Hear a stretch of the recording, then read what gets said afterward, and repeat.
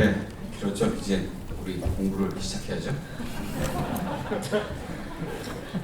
자, 첫 번째 세션, AI 세션.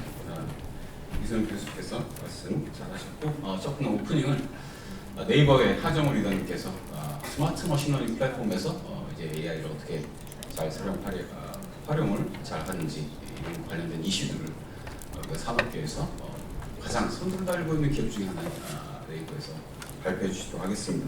하정우 리더님 양력을 간단히 말씀을 드리면, 자, 서울대 컴퓨터공학부에서 박사를 받으시고 네이버 랩스의 테크 리드를 담당하셨고요. 네이버에서 클로바의 리서치 리더로 계시고 AI 기술 연구 총괄 업무를 담당하고 계십니다. 딥러닝 기반의 컴퓨터 비전, NLP, 오디오, 시그널 모델링 기술 및 이를 이용한 혁신적인 AI 서비스 개발에 관심을 가지고 계십니다. 자, 하정우 리더님을 모시도록 하겠습니다. 수로 마시겠습니다.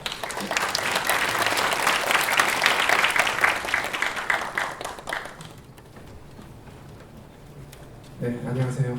네이버 하정우라고 하고요. 먼저 이렇게 훌륭한 자리에 초대해 주신 스타랩 관계자분, 그리고 유한주 교수님, 이승영 교수님께 감사드리고요. 그리고 이제 오늘 현판 받으신 스타랩의 올해 스타랩 이렇게 선정되신 교수님들께 축하 말씀드립니다. 그리고 스타랩 하시는 교수님들 중에 상당수가 AI와 연관이 되어 있고 세계 최고 수준의 AI 기술 연구하시는 교수님들 앞에서 조촐한 저희 기술을 공유드리는 게 조금 부끄럽기도 하고 약소할 수도 있지만 어쨌든 데몬스트레이션 위주로 재밌는 데모 그리고 약간 세부적인 기술까지 준비를 했으니까 졸리지 않게끔 점심시간인데 졸리지 않게끔 최선을 다해서 공유드려 보도록 하겠습니다.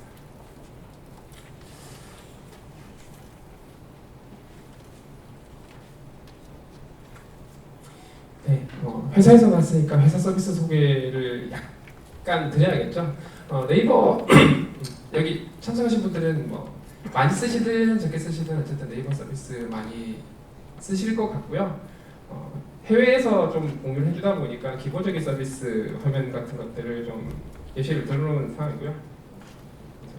그래서 저희가 뉴스, 검색으로 출발했죠. 그리고 최근에는 브이라이브 같은 동영상 서비스, 그리고 쇼핑에서 쇼핑 추천 같은 것들 다 포함이 되어 있고, 그리고 최근에는 번역기, 팝하고 구글 번역기와 쌍벽을 이루는 형태로 많이 활용이 되고 있다. 그래서 저희가 기술이나 서비스 쪽으로 굉장히 많이 연구를 진행을 하고 있고요. 개발된 기술들은 이런 다양한 서비스에 실제로 적용이 되고 있다라고 공유를 드릴 수 있을 것 같습니다.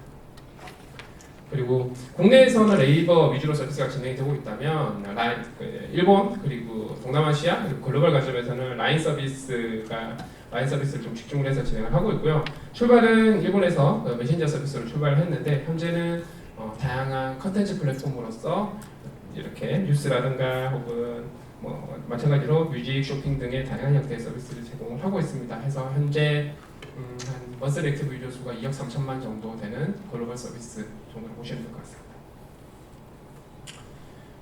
그래서 요약드렸다시피 저희 회사 같은 경우는 이제 인터넷 플랫폼 컴퍼니고 라인 같은 경우는 메신저 플랫폼 컴퍼니라고 할 수 있는데 결국 넥스트 빅싱 그리고 다음 세대 먹거리 저희의 다음 먹거리가 뭘까에 대해서 계속 고민을 해왔었고요. 그래서 나온 결론이 클로바라는 AI 플랫폼.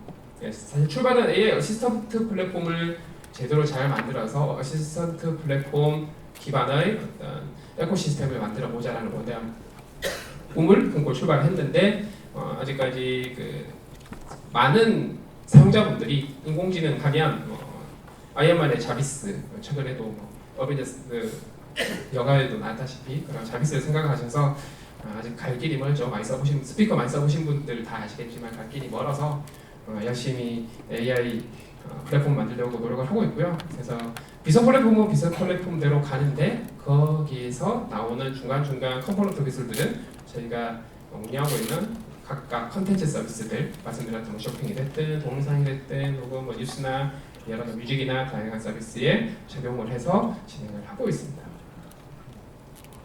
그래서 결국 이런 AI 서비스 그리고 기술을 집중적으로 투자, 연구, 개발하기 위해서 내부적으로 클로바라는 조직이 만들어졌고요. 만들어진 지 이제 1년 반, 2년 정도 된 것 같습니다. 작년 10월부터 내부적으로 공식적으로 진행이 됐고요.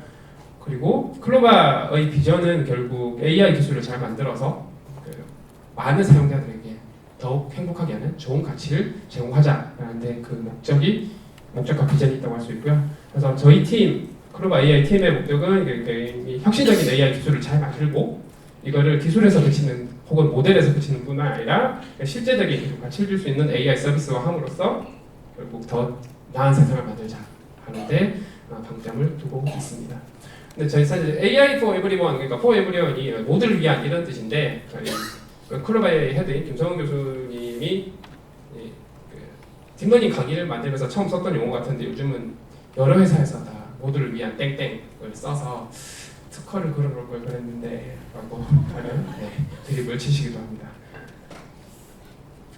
그래서 저희가 진행하고 있는 코어 기술을 설명을 드리자면 이 정도로 요약이 될 수 있을 것 같고요. 사실 딥러닝에서 좋은 퍼포먼스를 보이고 있는 대부분의 기술을 하고 있다 정도로 봐주시면 될 것 같습니다. 그래서 스피치, NLP, 컴퓨터 비전, 그리고 이들을 가능하게 하는 머신러닝 플랫폼, 그리고 가장 서비스단에 강하게 영향을 줄 수 있는 추천까지 포함을 하고 있고요. 그 해당하는 도메인 토픽들, 큰 토픽 내에 세부적인 어떤 태스크 수준의 토픽들을 좀 설명을 드리면 컴퓨터 비전 쪽에서는 뭐 얼굴 인식이나 그다음에 이미지 서치 그리고 비디오 검색 같은 것들 기술을 만들고 있고요. 그리고 NLP 관점에서는 다이얼로그나 QA 그리고 최근 화두가 되고 있죠. 벌트나 GPT를 포함한 되게 라지 스케일 사이즈의 랭귀지 모델도 같이 보고 있습니다. 그리고 스피치 쪽에서는 아무래도 스피커를 만들고 있다 보니까 음성인식 합성 굉장히 중요하고요. 그리고 개별 기술이 아니라 인티그레이션, 멀티모달이 중요하다 보니 이런 텍스트와 컴퓨터 비전이 합해진 OCR이라든가 그다음에 컴퓨터 비전과 스피치가 합쳐진 오디오 비주얼 스피치 인핸스먼트 그리고 NLP와 스피치 기술 합해서 정말 똑똑한 AI, ARS 이런 쪽을 함께 연구를 진행하고 있고 이렇게 연구를 진행한 어떤 기술 모델들은 저희 실제 서비스에도 적용이 되고 있고 그리고 이 기술들을 논문화해서 작년 하반기부터 시작해서 올해 지금 5월이죠. 5월까지 총 어제 ACL 발표가 났으니까 26개의 탑티어 컨퍼런스 페이퍼에서 발표를 했습니다. 그래서 공대에 있는 AI 연구 조직에서는 가장 활발하게 논문화, 아카데믹 어떤 리절트 그리고 서비스적인 프로덕트적인 리절트를 이렇게 보여주고 있다라고 생각을 하고 있습니다. 네, 여기까지 별로 재미없었고요. 이제 데모 위주로 하면서 잠을 좀 깨시도록 하겠습니다.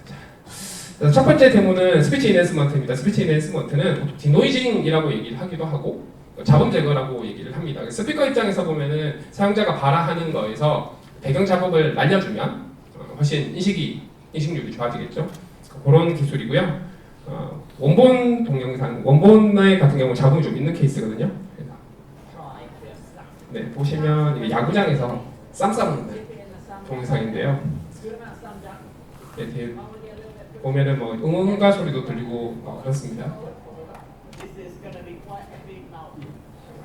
네, 뒤에 막 이렇게 아타치라고 응원도 하고 있죠. 야구장이니까. 네, 음악 소리도 들리고요. 네, 이게 듀얼로 가서 네, 죄송합니다. 이게 엔터키를 직접 치면서 해야 되는데 연락하니까 잘 안 되네요. 하나, 둘, 네, 네, 만만치가 않네요. 네, 그럼 다음 걸로 다시 죄송합니다. 네, 여기서부터 시작할게요. 그렇게 해서 배경 잡음 날리는 게 비슷한 기술이라서 요걸로 데모를 한번 보여드릴게요. 요거 같은 경우는 칵테일 파티 효과라고 얘기를 하죠. 여러 사람들이 동시에 얘기를 하면 누구 목소리인지 알아듣기가 힘듭니다. 그런데 이거를 음성 데이터만 갖고 하기에는 현실적으로 굉장히 무리가 있어서 내가 어떤 사람의 목소리만 취하고 싶은지를 선택을 하면 해당하는 사람의 목소리만 뺄 수가 있어요. 보시면 오른쪽만 올려주실 수 있나요?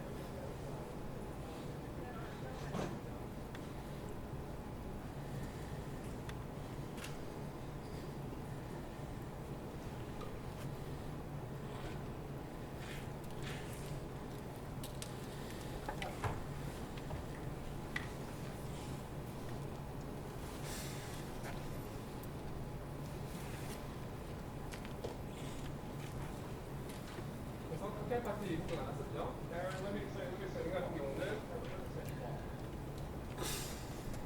소를 해서 일상 가방인데 박스 쳐져 있는 부분만 비주얼 포텐셜을 주면 해당하는 목소리만 하고 정확하게 잘 추출을 해낼 수가 있습니다. 이 기술은 작년 인터스피치를 사용하고요.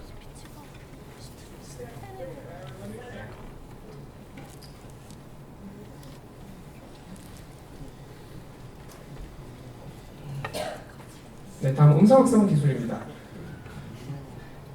제가 스태프분들은 굉장히 고역스럽게 하고 있는 것 같아서 죄송하고요. 음성 확성 기술이 일단 웨이브넷 나온 이후로 굉장히 성능이 많이 좋아졌고요.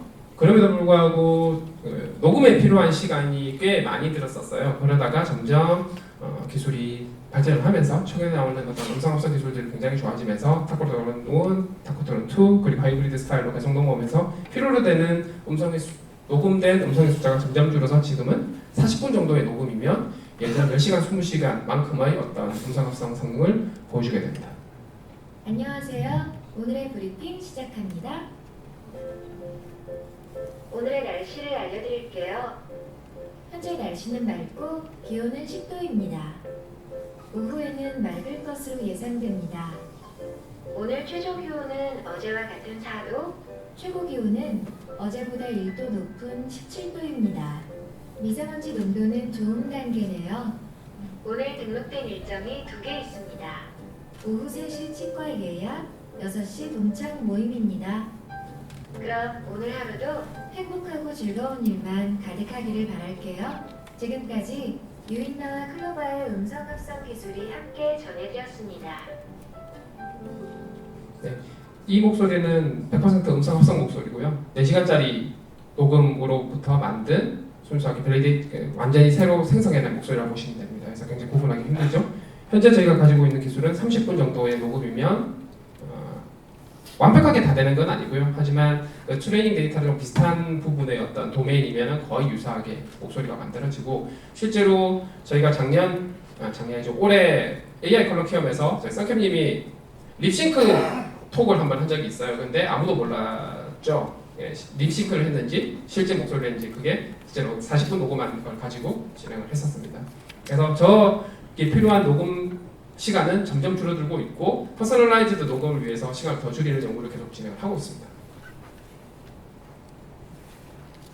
네. 저희가 최근에 가장 집중하고 있는 기술 중에 하나가 OCR입니다. 네, OCR이 오래 컴퓨터 비전을 연구하셨던 분들은 가장 싫어하는 기술이었거든요. 한 3, 4년 전만 해도 컴퓨터 비전 하시는 분들한테 OCR 해볼래라고 하면 사표를 내려고 했던 인기가 없던 분야였는데 딥러닝 이후로 이제 컴퓨터 비전이랑 NLP 기술이 굉장히 좋아지면서 요즘은 서로 OCR을 할래 라고 될 정도로 굉장히 핫한 기술이 되었고요. 저희가 이번 CVPR에 발표하게 되는 기술은 OCR 중에서도 특히 텍스트가 있는 이미지 텍스트가 있는 지역을 디텍션 해내는 기술입니다. 그래서 영상 하나 공유드릴게요.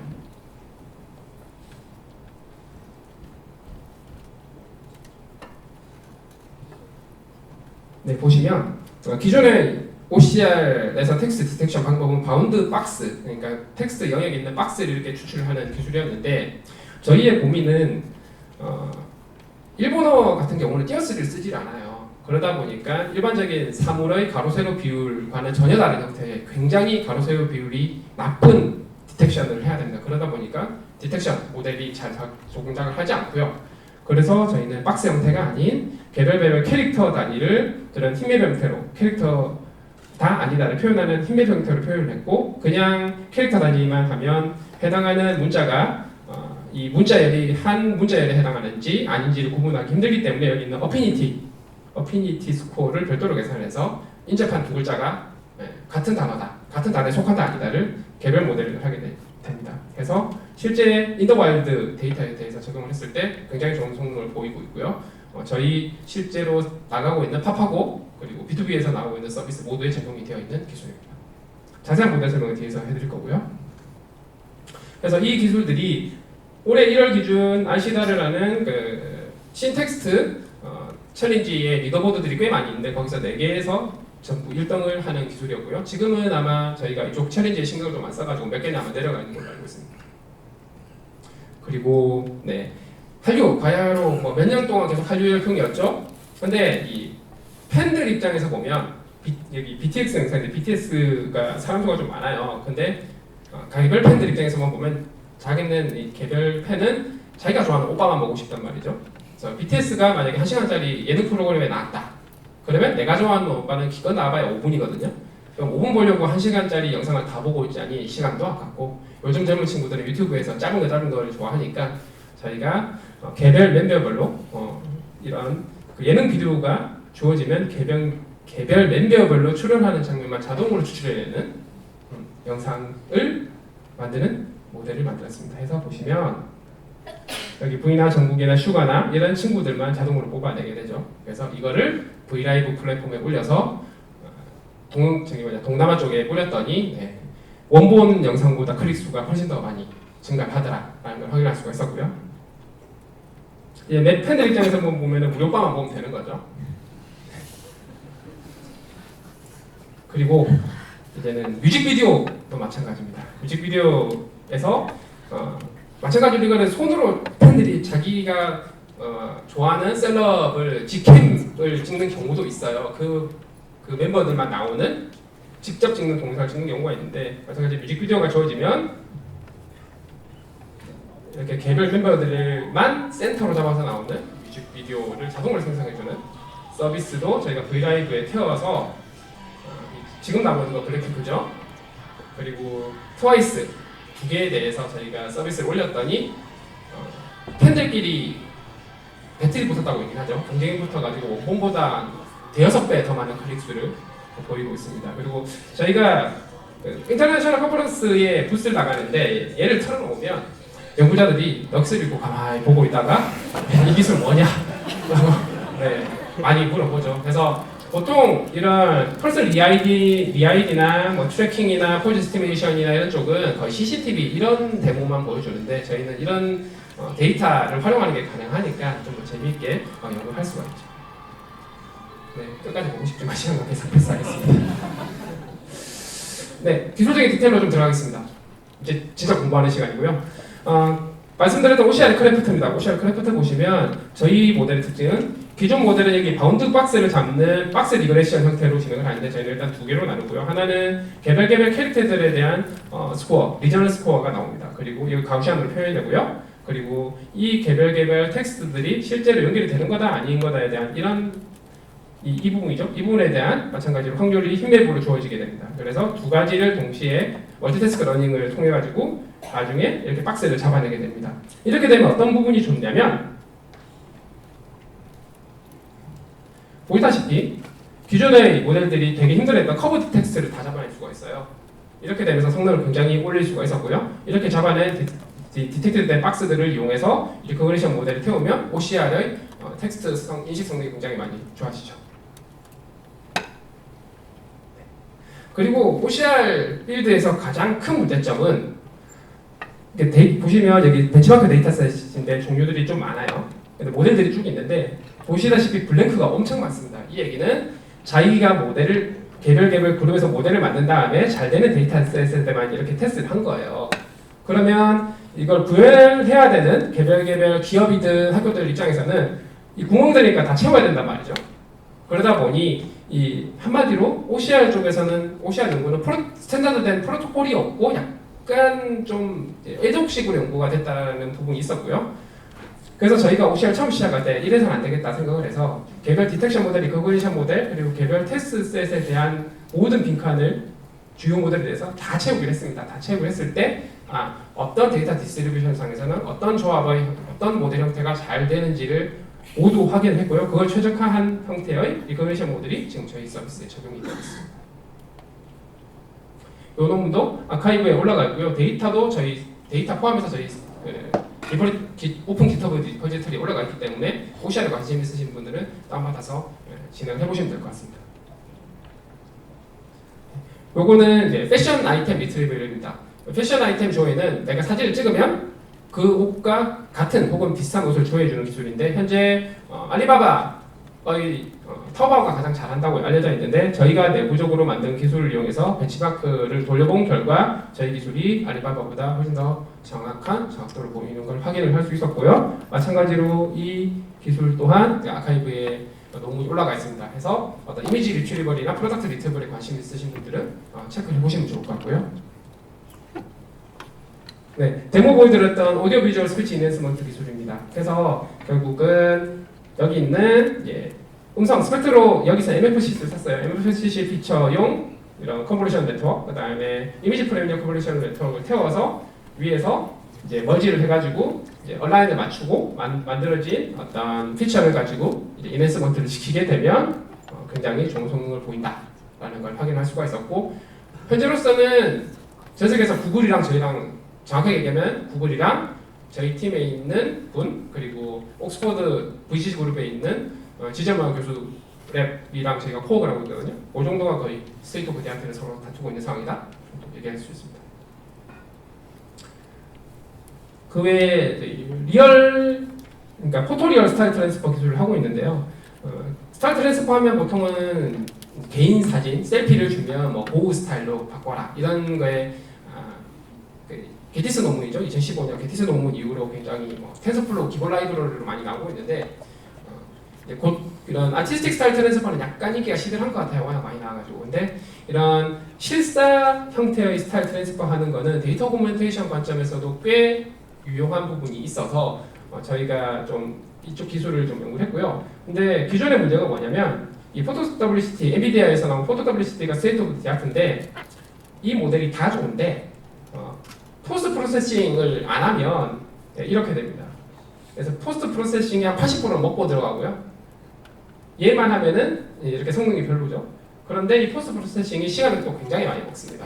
그래서 저희는 이 부분을 완전히 배제한 형태로 깔끔하게 나올 수 있는 모델을 만들었고요. 이게 가능했던 거는 사실 기존의 포토 WCT가 그냥 맥스플링, 언플링을 합니다. 그럼 맥스플링 메커니즘을 생각해보면 기본적으로 인포메이션 로스가 발생을 할 수밖에 없고요. 그러다 보니까 포토리어라는 관점에서 보면은 인포메이션 로스 때문에 정확한 정보를 보관하기 힘들죠. 대신에 저희는 맥스플링 대신에 웨이브 리플링을 집어넣고, 그래서 웨이브 리플링의 롤업 필터 부분은 이제 플링으로 활용을 하고, 나머지 세 파트 하이 프리퀀시가 들어간 포트들은 모두 스킬 커넥션으로 이렇게 정보가 전달되게 뒷자리에서 컨캣을 붙이게 만듭니다. 그렇게 되면 웨이블렛 트랜스폼의 특성상 인포메이션이 100% 퍼펙트 리커버리가 되니까 훨씬 포스트 프로세싱 없이 고성능을 보일 수 있고, 그리고 1014x 1014짜리 이미지도 7초 만에 포스트 프로세싱이 없으니까 7초 만에 트랜스퍼를 하는 기술을 만들었고, 소스 코드는 공개가 되어 있습니다. 그래서 이쪽에 관심 있으신 분은 받아서 쓰시면 되고요.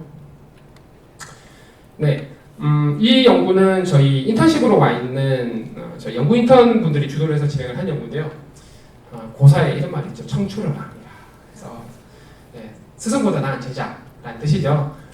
기존의 디스틸레이션 연구는 어쨌든 티처보다 좋은 네트워크가 나온 사례가 없는데, 저희가 새로 고안한 디스틸레이션 구도를 쓰면 다음과 같이 이 사이파 100에 대해서인데요. 티처가 21.09 타번 에큐레시인데 스튜던트가 훨씬 더 작은 네트워크인데도 불구하고 여기 보시면 얘가 티처입니다. 와이드 레진의 28-4얘가 얘 대비 스튜던트 네트워크가 거의 반 정도를 준 네트워크인데 성능이 더 좋아집니다. 뿐만 아니라 이미지넷에 대해서도 레지넷 152를 티처로 썼을 때 레지넷 50만 썼는데 타번 에큐레시가 더 좋아집니다. 그래서 실제로 스튜던트 네트워크가 티처 네트워크보다 더 좋은 성능을 내는 디스틸레이션 연구를 저희가 공개를 했고요.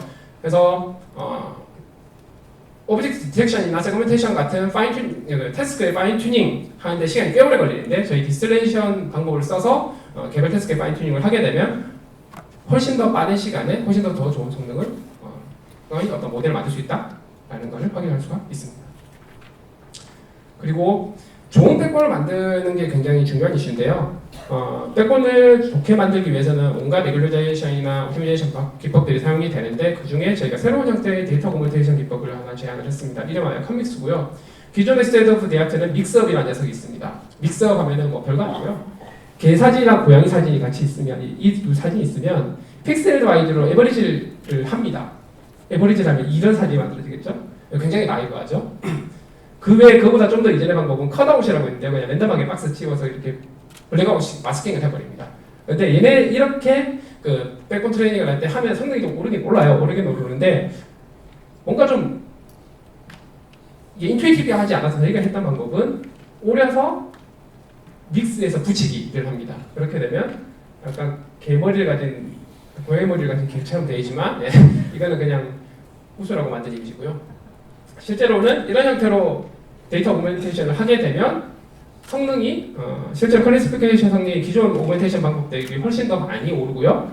중요한 거는 기존의 믹스업이 이런 아웃 오브 디스트리뷰션 디텍션이나 이런 FGSM 같은 어드버서리 어떻게 굉장히 취약한 데 비해 저희 모델은 이런 로버스테니스나 어센티티 부분에서 훨씬 더 좋은 성능을 보여주게 됩니다. 그래서 좀 더 데이터 오그멘테이션 하는 데 있어가지고 어센티티를 고려한, 로버스테니스를 고려한 방법이다. 그래서 훨씬 더 안정적인 백본을 만들 수 있다. 여기서 중요한 부분이 될 것 같고요. 당연히 디텍션이나 세그멘테이션 같은 다운스트림 태스크에서도 훨씬 더 좋은 성능을 확인할 수가 있습니다. 네. 그리고 저희가 아무래도 서비스 회사고 특히 요즘 모바일 서비스가 워낙 많다 보니까 기존에 있는 정말 좋은 모델들, 큰 모델들을 작게 만드는 게 저희가 바라보고 있는 핵심 이슈고요. 여기서 아마 대부분의 분들은 작은 모델 하면 제일 먼저 떠오르는 모델이 모바일 랩 버전 2, 모바일 랩 V2 거고요. 뭐 엊그저께 모바일 랩 V3가 나오긴 했지만 모바일 랩 V2가 성능이 그렇게 좋은 편은 아니에요. 그래서 왜 성능이 그렇게 좋은 편이 아닐까 저희가 고민해봤는데 결국은 이런 피처 구성에 원인이 있다고 생각을 하고 저희는 이런 피처 구성 컨피규레이션을 좀 바꾸고 아키텍처를 조금 모디파이를 했습니다. 그렇게 했을 때 기존에 했던 모바일 랩 V2 대비 같은 파라미터 수를 유지하면서 이미지넷 타번 에큐러시 기준 거의 3% 이상의 성능 개선을 보였고 디텍션, 오브젝트 디텍션이나 페이스 디텍션을 제공했을 때 기존 소타 대비 훨씬 더 좋은 성능을 보임을 확인했습니다. 마찬가지로 라이트웨이트도 백본을 잘 만들어 놓으면 여러 가지 필요한 태스크에 잘 활용이 될 수 있다는 걸 확인할 수가 있겠죠. 실제로 개선된 성능은 여기가 모바일 백본을 쓰고 이 디텍션 같은 경우 앞에 디텍터는 똑같이 SSD를 사용을 했음에도 불구하고 훨씬 더 좋은 성능을 보이는 걸 확인할 수가 있었고요. 거의 동일한 파라미터에서요. 그리고 저희가 이 새로 만든 백본을 OCR에도 장착을 해서 태웠는데 기존에 저희가 사용했던 백본이 그 크래프트 백본이 VGG 기반의 BM을 쓴 백본인데 20메가가 넘습니다. 얘를 서빙을 하려면 모바일에 태우는 건 당연히 안 되고 CPU나 GPU 서버를 하려고 해도 꽤 무거워서 많이 띄울 수가 없어요. 소위 기업에서 얘기하는 ROI가 안 나온다고 얘기를 하죠. 근데 얘를 크기를 10분의 1로 줄이는데 지금 89라고 되어 있지만 저희가 성능을 더 올려가지고 지금 91.5를 치고 있습니다. 그래서 성능 다운이 전혀 없는데 크기는 10분의 1로 줄인 그런 형태의 연구를 수행했습니다.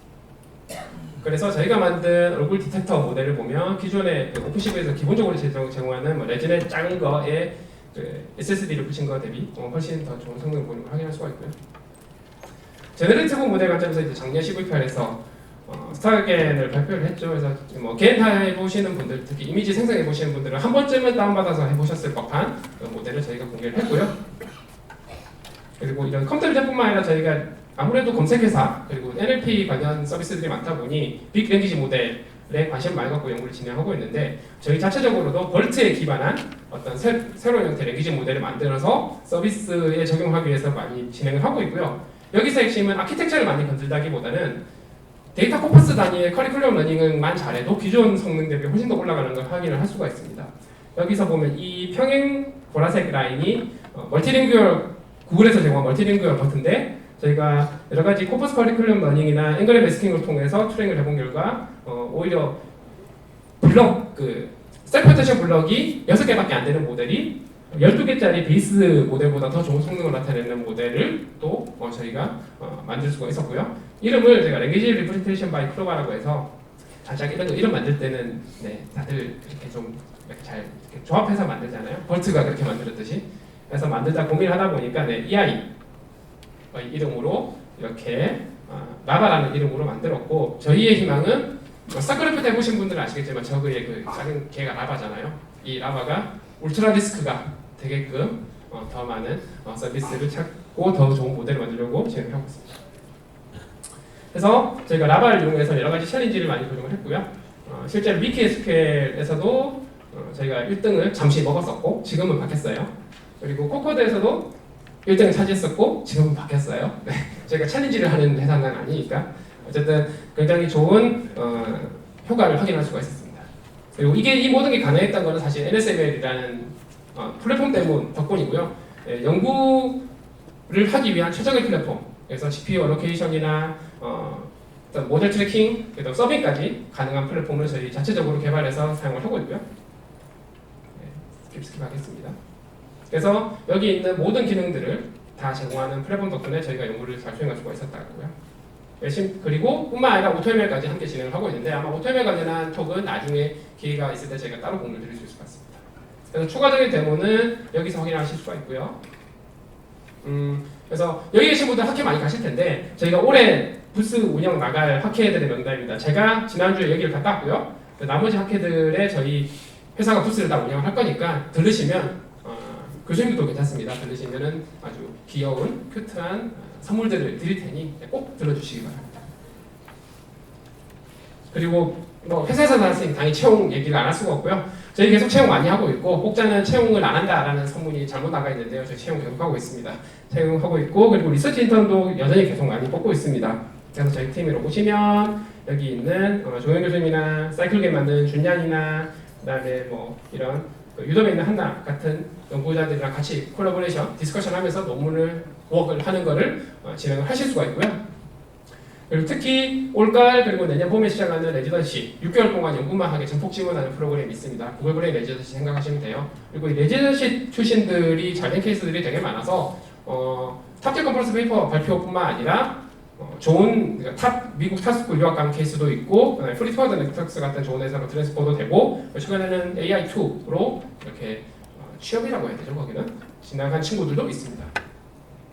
그래서 결국은 저희 모든 소스는 클로바의 기터브에 다 오픈 소스로 되니 이쪽 들어가서 체크아웃 하시면 되고요. 그리고 저희가 내는 모든 연구 관련 소식들은 이쪽 페이스북 클로바의 리서치에서 다 공유를 드리고 있습니다. 그래서 뭔가 팔로우를 하고 싶으시면 여기로 접속을 하시면 되겠습니다.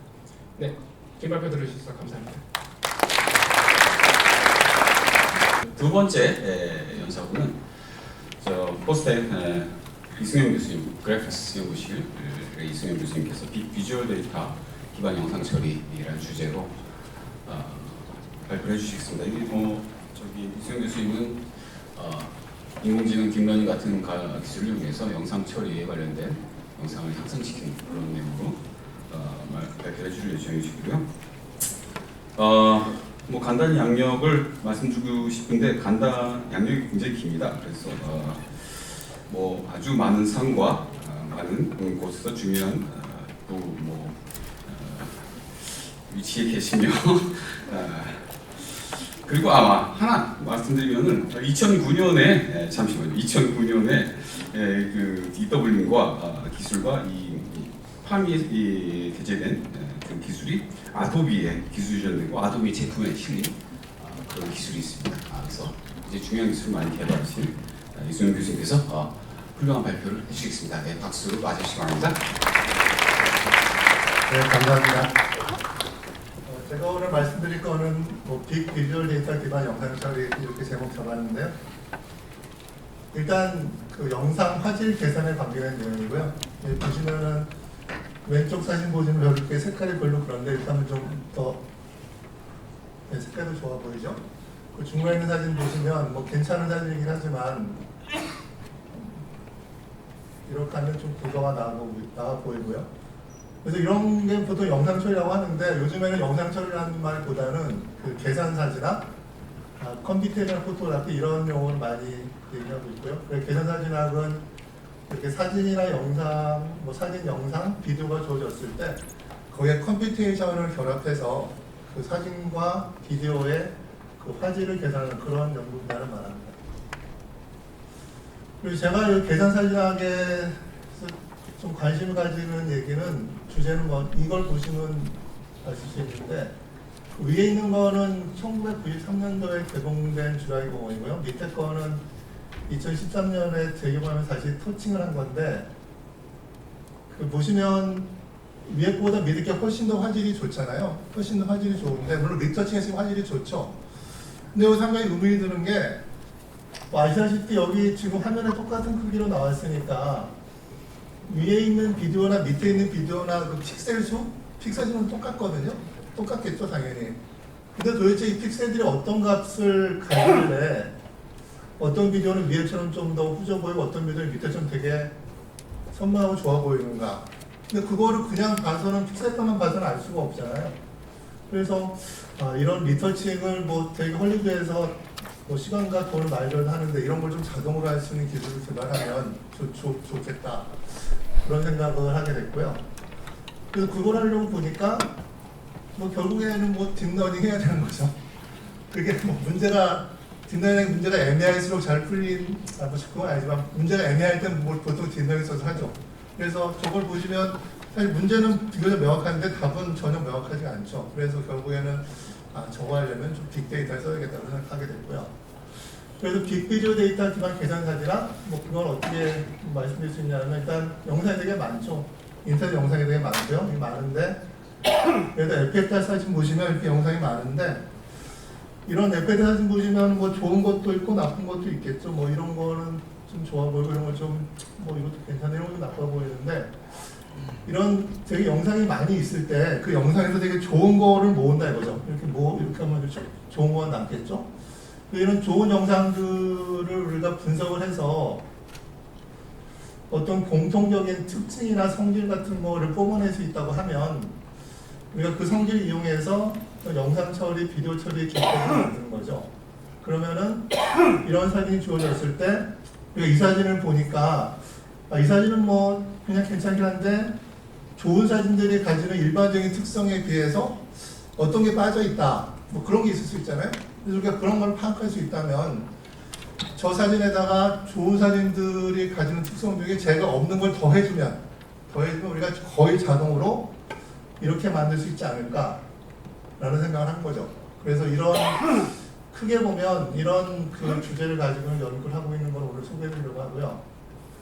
그래서 이렇게 문제 설정을 했는데 해보니까 뭐 상당히 당연히 어렵죠. 문제 정의되지만 어려운데 그래서 오늘 말씀드린 내용은 일단 그걸 하기 위한 여러 가지 그 영상을 소개해드리는데 일단 좋은 영상을 만들려면 일단 좋은 영상을 평가할 수 있어야 되겠죠. 영상이 좋아하는지 안 좋아하는지 알아야 되니까 일단 영상 평가 좀 말씀드리고 그 다음에 좋은 영상 역시 선명도가 중요하다. 그래서 선명도 분석 좀 말씀드리고 그 다음에 실제로 영상 화질 계산할 때 여러 가지 뭐 있겠죠. 뭐 초해상도라든가 뭐 블러 제거, 색상 개선, 뭐 구도 개선 이런 내용들에 대해서 연구 결과를 간단하게 소개드리도록 하겠습니다.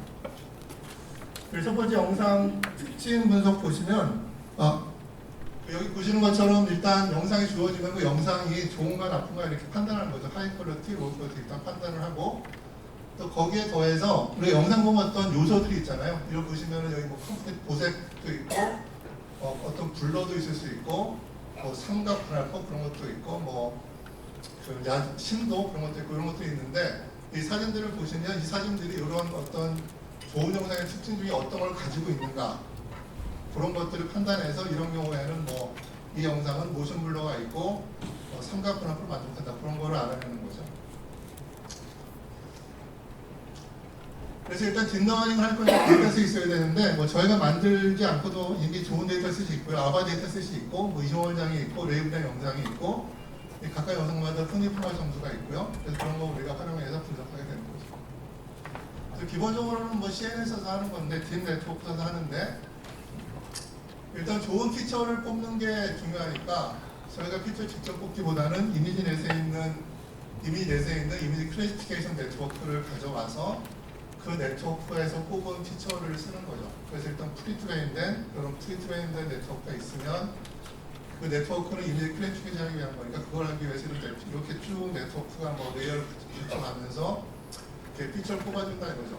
그래서 그 피처 써서 하는 건데 그냥 간단하게 생각하면 이미 피처가 뽑혀 있으니까 그냥 그 피처를 써서 뭐 간단하게 SVM으로 붙여서 그냥 하면 된다고 볼 수도 있는데 또 요즘 또 많이 쓰는 게 그 파인 튜닝 많이 하잖아요. 그래서 피처가 있으니까 이 부분은 그냥 기존 거 활용하고 그냥 파인 튜닝만 더 하면 그냥 영상 그 풍미 평가를 할 수 있지 않을까 생각할 수가 있는데 뭐 실제 그런 논문도 있었고요.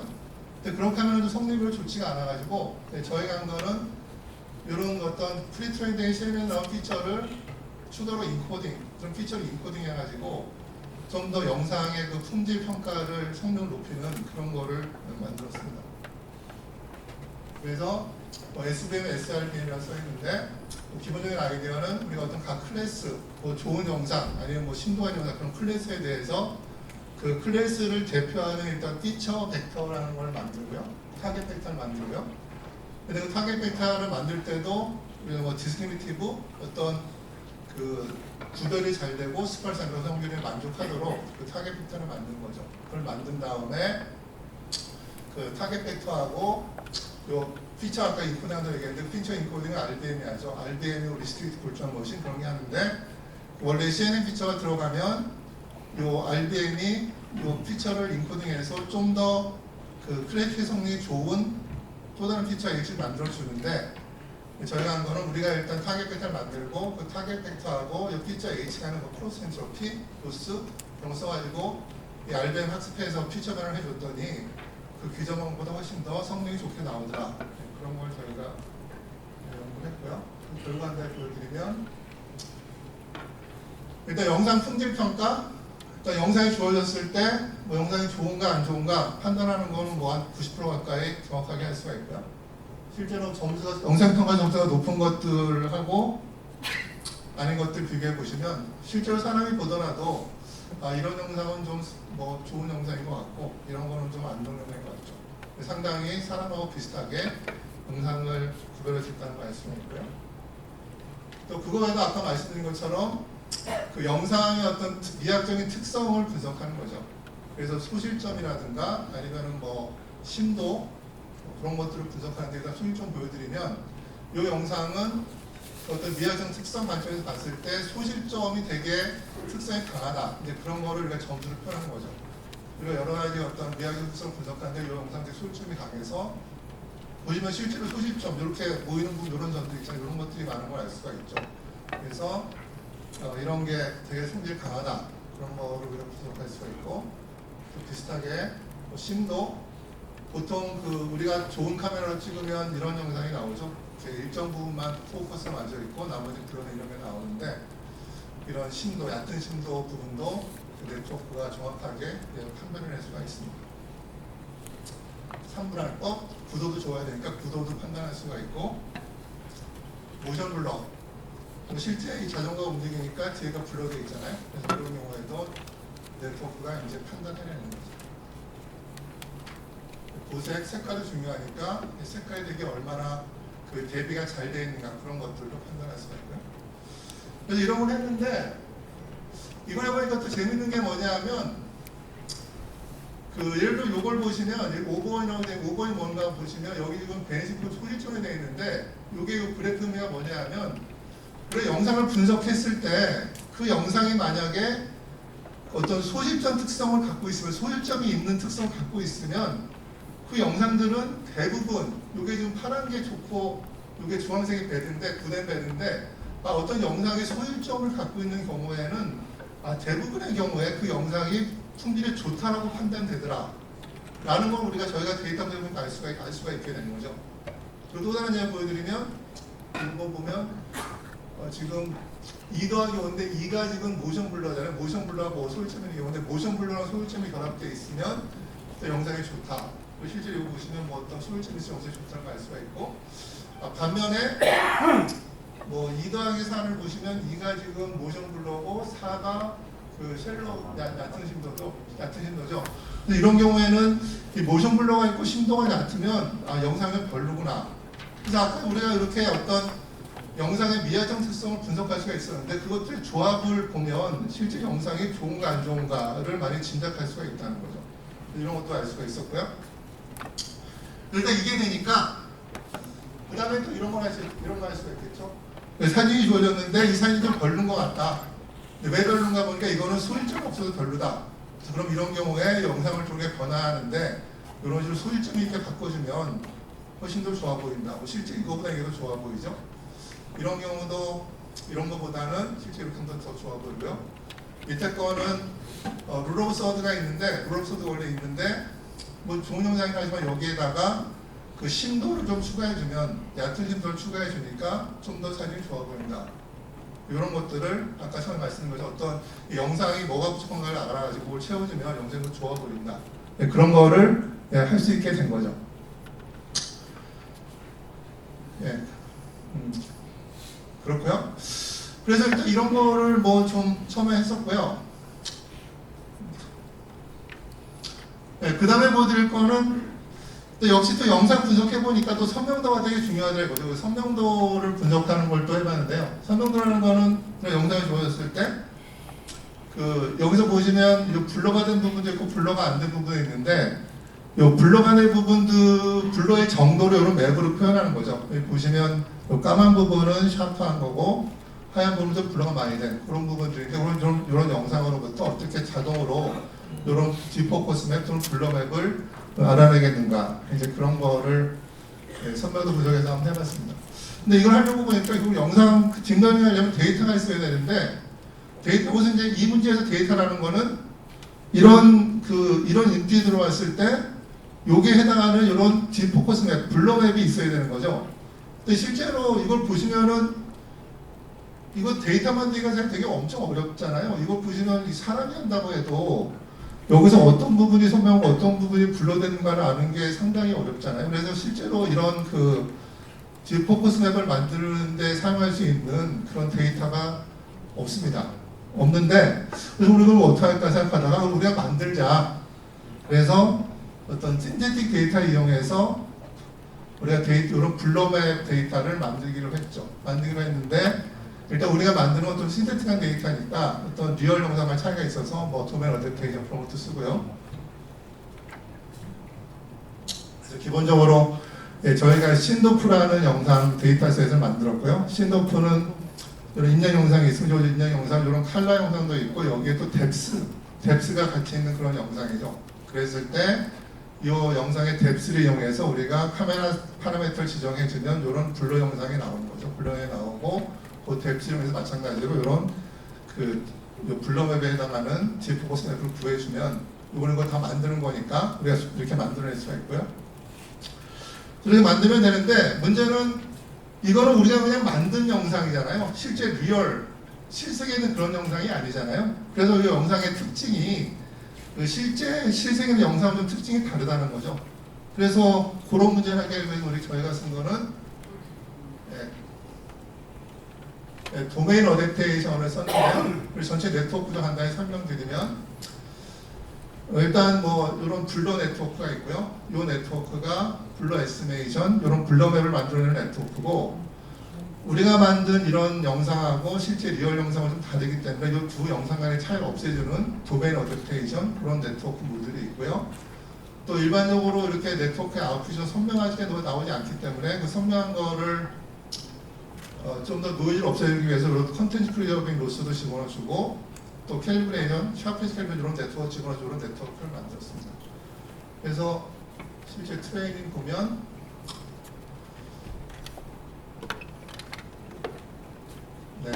맨 처음에 이 부분을 트레이닝 할 때는 우리가 만든 신도프라는 이런 데이터셋을 써서 일단 트레이닝을 하게 되고요. 그 다음에 실제로 실제 저희가 만든 건 뭐 아까 말씀드렸죠. 저희가 만든 거는 시스템 영상이니까 리얼 데이터를 또 써야 되니까 CUHK 콩콩에서 만든 데이터셋은 실제 리얼 데이터에 대해서 어떤 블러맵은 없고 그냥 어떤 부분이 블러됐는가 안 됐는가만 구별하는 그런 데이터가 있습니다. 그런 데이터를 써가지고 저희가 뭐 샤프니스 캘리브레이션 이런 걸 도메인 어댑테이션, 샤프니스 캘리브레이션 이런 걸 해주고요. 그 다음에 실제로 플리퍼에서 있는 영상을 다운받아가지고 아까 말한 도메인 어댑테이션 확실하게 해주는 그런 식으로 여러 개의 데이터셋을 활용해서 트레이닝을 했습니다. 결과 보여드리면 이런 영상이 주어졌을 때 이게 뭐 이전 방법들인데 그 이전 방법들보다 보시면 좀 더 정확하게 이런 부분 지금 걔가 지금 샤프하잖아요. 이렇게 여기 샤프, 여기는 샤프, 여기 좀 블러되어 있는데 그런 것들을 이렇게 잘 저희 방법이 이전 방법에 의해서 찾아낼 수 있는 거를 아실 수가 있습니다. 그래서 지금까지 설명드린 거는 일단 뭐 그 영상 분석하는 거 뭐 설명드렸고요. 그 다음에 거기 우리가 화질 개선을 해야 되니까 또 화질 개선 연구도 몇 개 소개해드리면, 첫 번째는 뭐 슈퍼 레졸루션 해상도 개선인데요. 뭐 최근에는 다 뭐 딥러닝에서는 그 해상도 개선할 때 겐 방법 쓰죠. 겐 방법 써서 저희도 겐 방법 쓰는데, 그런 겐 방법의 기본적인 아이디어는 뭐 제너레이터하고 디스메이터가 있다. 그렇죠? 그리고 디스메이터는 뭐 선명한 영상과 가짜랑 진짜를 구별해 주는 거고, 제너레이터는 디스메이터 속이기를 열심히 한다 뭐 그런 건데, 저희도 그런 식으로 했고, 일반적으로 겐을 쓰면 뭐 MSC 같은 기존 방법보다는 우리가 그 시각적으로 봤을 때 더 좋은 결과가 나온 걸 알 수가 있는데요. 여기 보시면은 이것도 초현도 결과, 이것도 초현도 결과인데, 지금 뭐 프로젝터로 잘 보이시나 모르겠는데, 모니터로 보시면 이게 훨씬 더 퀄리티가 좋죠. 네, 그래서 저희도 뭐 겐 기반의 어떤 초해상도 프레임워크를 만들었는데요.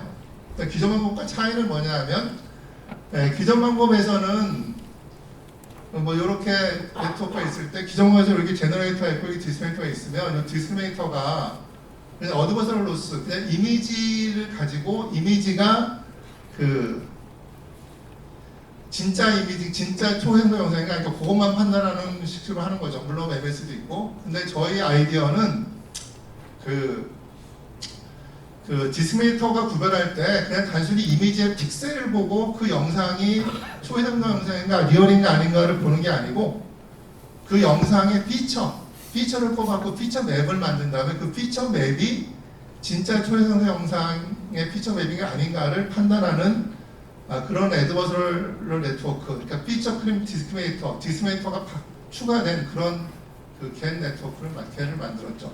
그래서 그렇게 두면 이 피처라는 게 일반적으로 사람들이 영상을 봤을 때 느끼는 중요한 정보를 포함하고 있기 때문에 좀 더 시각적으로 봤을 때 피처가 잘 살아나는 그런 초현상의 결과를 얻을 수 있다.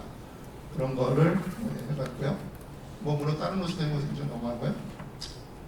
뭐 네트워크 학습은 초현도는 뭐 데이터셋 만들기가 쉽잖아요. 일단 인풋은 일단 기존의 초현도 영상 있으면 그거를 다운샘플해서 이렇게 페어 데이터 만든 다음에 요게 이렇게 바뀌도록 트레이닝하면 되고요. 뭐 이런 방식으로 보통 많이 하는 방법 따라가지고 저희 트레이닝했고요.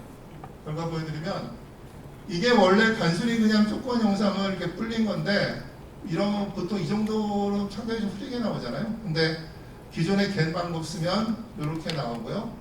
근데 저희 방법 쓰면 이렇게 나오는데, 보시면 이해가 좀 짜글짜글 보이긴 하는데, 여기 보시면 뭐 이런 창문이나 이런 부분들 보시면 기존 것보다 훨씬 더 선명하게 그 피처가 보온되는 거를 알 수가 있습니다. 그래서 뭐 이런 거는 뭐 아시다시피 우리가 요새 뭐 UHD TV 그 디스플레이 레벨이 높아지니까 그런 데 폭발을 활용했으면 결과라고 볼 수 있고요.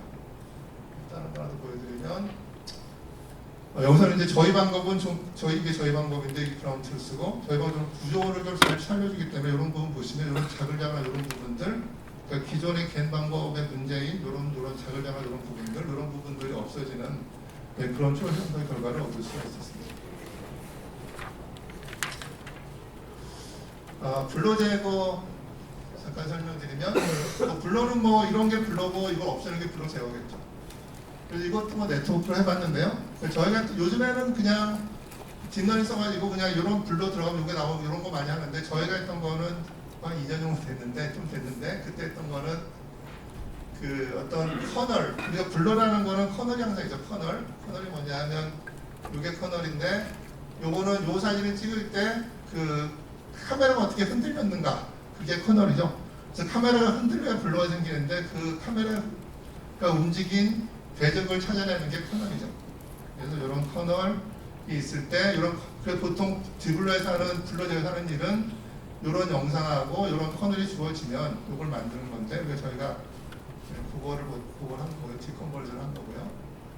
디컨버전 할 때 뭐 이런 영상이 들어오면, 일단 위너 필터, 그러니까 디컨볼루션, 디블러는 가장 간단한 방법이죠. 그걸 써서 일단 이런 영상을 만들고, 요거는 그 속도는 빠른데 그 디블러 성능이 별로 안 좋기 때문에 이렇게 좀 노이즈가 많은 영상이 나오죠. 근데 이 노이즈를 없애주는 저희 네트워크를 만든 거죠. 결국에 디블러 직접 하는 건 아니고, 그 간단한 디블러 방법을 쓰는데 그럼 노이즈가 생기니까 그 노이즈를 없애주는 그런 네트워크를 만들어서 했더니 보시는 것처럼 훨씬 더 선명한 결과를 얻을 수가 있습니다. 그래서 보시면 일단 이게 뭐 트레이닝할 때는 뭐 선명한 영상에다 인위로 이렇게 선형 블러 모델 블러를 입혀가지고 데이터셋을 만들고요. 결과적으로는 아까 말씀드린 것처럼 뭐 간단한 직업을 쓰고 해서 이런 결과 보여드리면 이게 뭐 임명 영상일 때 뭐 이렇게 나오니까 뭐 상당히 선명 이렇게 저형 이제 절반 보면 상당히 선명하죠. 기존거랑 보시면 요게 좀 사람 모양의 그림이 이렇게 있는데 기존거보다 훨씬 더 선명하게 이런 디테일을 복원하는 걸 알 수가 있습니다. 그래서 뭐 제가 원래부터 딥러닝 쓰기 전에도 블러 제거 많이 했기 때문에 그냥 딥러닝 한번 해본 거고요. 그래서 일단 선명도 확인하는 걸 많이 했고요. 근데 뭐 영상이 선명도만 있는 건 아니잖아요. 그래서 색상도 한번 색상도 한번 해봤는데 아까 네이버 발표에 색상 얘가 나왔었는데 뭐 주제는 비슷한 거죠. 그래서 색상 개선 하겠다. 그래서 보통 사진 찍으면 그 노출을 잘 못 맞추시면 뭐 이렇게 나오잖아요. 이렇게 나오는데 그럼 보통 뭐 사진 찍은 다음에 뭐 감마 커렉션 하거나 뭐 스탑을 포토샵 스탑 높이거나 하면 보통 이렇게 되는데 그러면은 좀 이런 부분을 살리려고 보면 여기가 너무 오버레이션 되고 여기 맞추면 여기가 안 되고 그런 식으로 좀 문제가 있죠. 요런 영상 좀 살리시려면 뭐 부분적으로 노출 보정을 다르게 해줘야 되는데 그 뭐 사람이 하면 되게 귀찮잖아요. 그래서 뭐 저희가 그런 거는 네트워크 하나 만들어냈습니다. 그래서 이게 저희 결과인데 간단히 설명드리면 그래서 이것도 네트워크를 하려다 보니까 뭐 항상 뭐 네트워크로 딥러닝을 하면 데이터셋이 문제죠. 그래서 또 이런 색상 개선을 해보니까 뭐 여기서 색상 개선 치고 HDR 뭐 하이 다이나믹 레인지 영상을 만든다고 표현했는데 그걸 하려고 보니까 또 그냥 일반 영상을 그 색상이 다이나믹한 HDR 영상으로 만들어준 뭐 데이터셋이 없는 거예요. 그래서 또 만들어야 되겠다. 그래서 만드는 데는 어떻게 되느냐? 저희가 예전에 연구했던 딥러닝 아닌 방법, 그냥 기본적인 영상 처리 방법 그거를 일단 활용해서 만들었는데 이런 게 주어지면 이렇게 바꿔주는 거죠. 바꿔주는데 보시면 이거 보시면은 이거 디테일은 다 잘 살아있는데 좀 너무 디테일이 너무 잘 살아있잖아요. 약간 좀 과장된 그런 느낌이 좀 들죠. 그림 같은 느낌이 들죠. 그래서 이건 아닌 것 같은데 그럼 어떻게 할까? 해서 이런 데이터셋을 만들면 이런 데이터셋을 만들고 딥러닝의 기능을 활용해서 자연스러운 영상을 만드는 식으로 연구를 진행했습니다. 보시면 일단 단순히 그냥 이런 아까 인풋 아웃풋 갖고 트레이닝 하면 별로 이렇게 결과가 안 좋은데 저희가 한 거는 거기다가 또 겐을 써가지고 어드버설 로스가 있는 디스크리미네이터 써서 이 디스크리미네이터가 이 네트워크가 만든 영상이 내추럴한 거 아닌가를 판단하게 하는 거죠. 그래서 단순히 색상 개선만 하는 게 아니고 되도록이면 내추럴하게 색상 개선을 해라 그런 걸 트레이닝하는 거고요. 그래서 결과 보여드리면 뭐 이런 게 이렇게 나오죠. 보시면 별로 안 바뀌었다고 보시면 그건 아니고 이런 데 보시면 이렇게 어두운 부분이 다 이렇게 다 디테일이 좀 살아났잖아요. 여기도 보시면 이런 게 다 살아나고 이것도 보시면 이런 게 다 살아나서 아주 은은하게 제 주장이 아니라 은은하게 이런 하는 걸 아시겠습니다. 빨리 끝내라고 하니까 이제 빨리 끝내겠습니다. 그래서 뭐 많이 소개드렸고 구독해서 그냥 빨리 그냥 곧바로 마무리하는 모드로 넘어가면 지금 시간 많이 된 것 같은데 구독에서는 뭐 이런 영상 좋았을 때 이 영상으로부터 이런 크라이프에서 이런 거 말하는 그런 거고요. 보시면 저는 구독 개선하는 거죠. 이런 정보도 네트워크 써서 할 수가 있었고요. 자세한 건 넘어가겠습니다.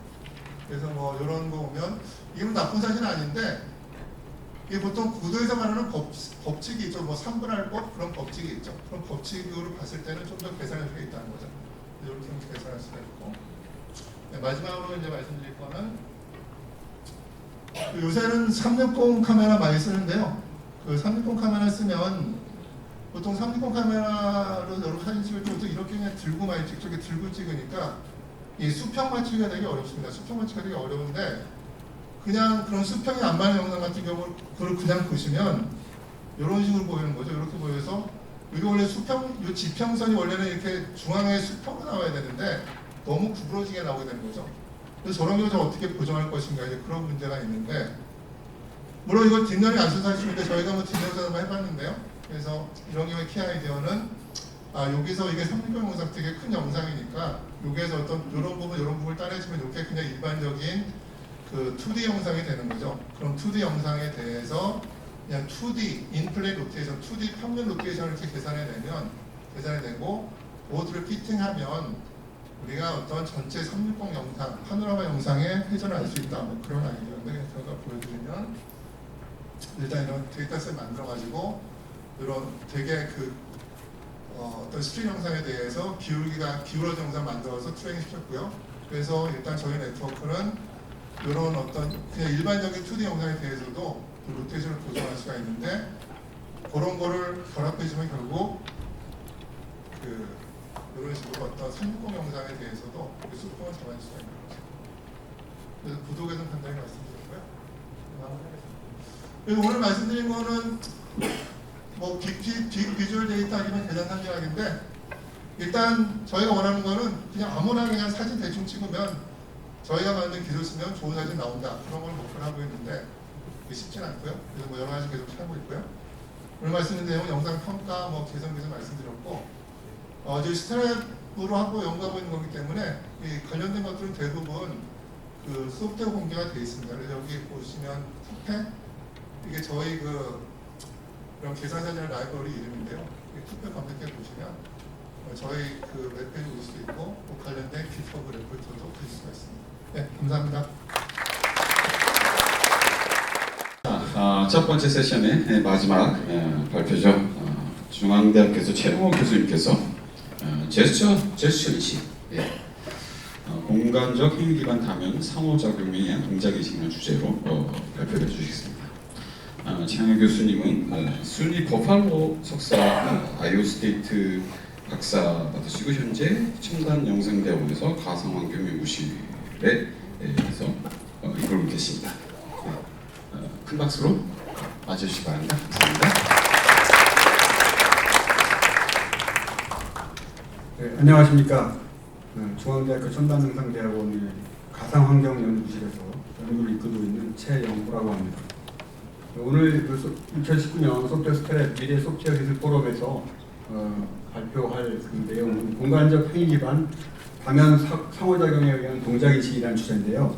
그 앞에 두 분 교수님하고 이제 그 연구자분께서 그 AI에 관련된 내용을 발표를 해주셨습니다. 그리고 이제 좋은 그 기술적인 어떤 내용들을 발표해 주셨다면은 제가 발표할 내용은 그 AI 세션에 포함되어 있지만 AI 기술이 필요한 기술이 되겠습니다. 그래서 여러분들이 그 제가 오늘 발표하는 앞에서 얘기한 어떤 기술적인 어떤 내용들보다는 여러분들의 그 아이디어를 발생시킬 수 있는 어떤 서트 프로보킹하는 어떤 톡이라고 생각하시고 AI에 관련된 많은 그 주변 관련 기술들을 이용해서 제가 제안하고자 하는 제가 그리고자 하는 어떤 그림의 한 부분을 연구할 수 있는 기회가 되기를 바라면서 톡을 시작하도록 하겠습니다. 그리고 그 앞에 그 시간이 많이 지체됐기 때문에 지체됐지만 저는 끝나는 시간을 일정에 맞춰서 끝내드리도록 하겠습니다.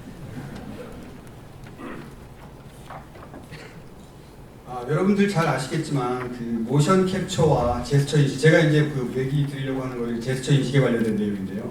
모션 캡처와 제스처 인식은 서로 이렇게 뗄래야 뗄 수 없는 관계에 있습니다. 그 흔히들 얘기하지만 그 컴퓨터 그래픽스하고 컴퓨터 비전의 어떤 관계라고도 얘기할 수가 있는데요.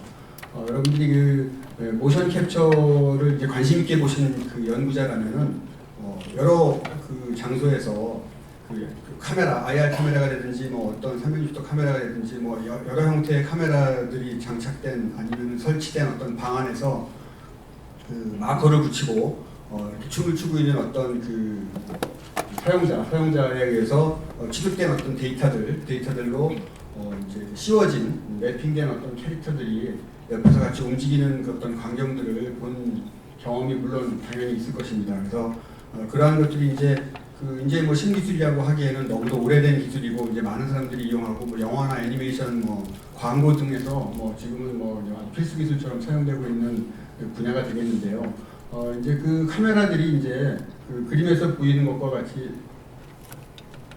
보면은 그 IMU 센서죠. 이제 몸에 부착하는 어떤 센서를 착용한 다음에 그 실내가 될 필요도 없고 그리고 넓은 공간도 필요 없고 그리고 이제 뭐 오클루션에 의한 어떤 그 문제점 같은 것들이 이제 없는 어떤 그러한 이제 모션 캡처를 뭐 수년 전부터 해오고 있는 상황입니다. 그리고 근데 그런 것들이 이제 모션 캡처라는 것들은 데이터를 취득을 한 상태에서 그 데이터를 사용할 때 1대1로 사실은 맵핑이 되는 상황입니다. 그러니까 필요한 데이터는 새로 모션 캡처를 받아야 되는 것들이 이제 처음에 상황이었었는데 그 데이터들을 받기가 용이하지 않다 보니까 기존에 있는 데이터들을 이용을 해서 에디팅을 하고 재사용을 하는 어떤 그 요구가 있게 된 거죠. 그리고 이제 그런 것들이 자연스럽게 모션 리타겟팅이라는 어떤 연구 분야로 연결이 되고 뭐 몇 개 안 되는 아까도 얘기했지만 뭐 몇 개 안 되는 영상을 가지고 새로운 영상을 만들어내는 것과 마찬가지로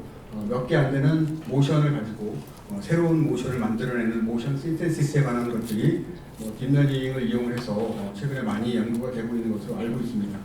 이에 반해서 그 제스처 인식은 조금 다른 포인트에서 접근할 수가 있는데 사용자가 움직이는 어떤 행동 패턴을 이제 분리하고 필요한 부분을 추적을 해서 일단 뭐 제스처를 그러니까 그 아이덴티피케이션 해야 되겠죠. 그래서 어떤 제스처를 아이덴티피케이션 한 다음에 그 제스처가 어떤 의미인지, 즉 다시 말해서 내가 알고 있는 제스처의 의미가 아니라 그 제스처를 만든 사람이 어떤 의도를 가지고 만들었는지를 이제 찾아내야 되는 인텐션을 어떤 그 인지를 해야 되겠고 그러한 것들이 이제 확장이 되다 보면은 그 모션 자체의 어떤 분석으로 연결이 되는 것 같습니다. 그래서 이러한 부분에서 딥러닝 기술을 이용을 해서 그 모션을 분석해야 되는 것들이 필요한 것 같은데 이러한 것들이 모션 신세시스와 모션 아날리시스가 어떻게 보면 돌고 돌아가는 관계. 그러니까 별도의 분야라고 생각했던 어떤 모션 캡처 분야하고 제스처 인식 분야가 사실은 하나의 큰 어떤 연구 분야의